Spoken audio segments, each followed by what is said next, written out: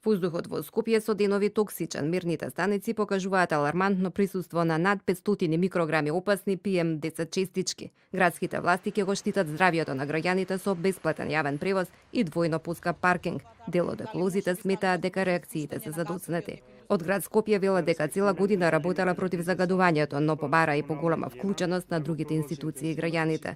За сега излезе од безизлезниот проблем со аерозагадувањето кое со години им го загрозува здравјето на жителите. Естапувањето на сила на краткорочните мерки и во Скопје. Град Скопје од денес, 20 јануари 2019, воведува бесплатен јавен превоз во автобусите на ЈСП и автобусите на приватните превозници, се до моментот на намалувањето на загадувањето, за што јавноста дополнително ќе биде известена.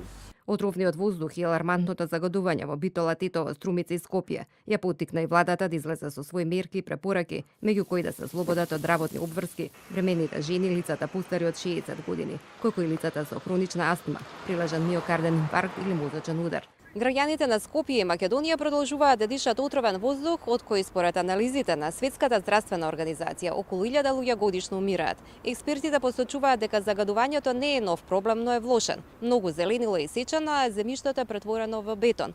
Еколозите апелираат властите подитно да ги лоцираат големите загадувачи и да преземат соодветни долгорочни решенија. Еколозите бараат трајни решенија, но и студиозни анализи и детектирање на загадувачите. Тие велат дека е потребен поголем инспекцијски надзор на терен. Констатираме неверојатни вредности на PM10 и PM2,5 честички и нормално е дека тоа ќе резултира со паника во јавноста, бидејќи на граѓаните им е скратена и важна информација што е причинител за сето ова, зошто ова се случува сега во овој период. Ние имаме константно необјасневи пикови. Ние неколку пати до Министерството за животна средина како удва иницијатива побаравме информации да ни се објаснат оние пикови во летниот период. Од ВМРО ДПМН сметаат дека активните мерки нема долгорочно да го решат проблемот со загадувањето. Се работи за еколошка катастрофа која што е еднаква на геноцид. Дури и објавените мерки од нивна страна не се мерки кои што долгорочно ќе допринесат за намалување на загаденоста. Граѓаните кои секоја година ги трпат последиците од загадувањето и ова зима во домашен карантин. Чекаат мерки кои навистина ќе имаат ефект. Јас се трудам и да не излегувам и по 5-6 дена, затоа што кога ќе видам од прозор магла, тоа е страшно. Тоа е загадено, а највеќе од автобусите сигурно и фабриките кои што работат, а викаат не работат, пример, Стара железара. Гушење.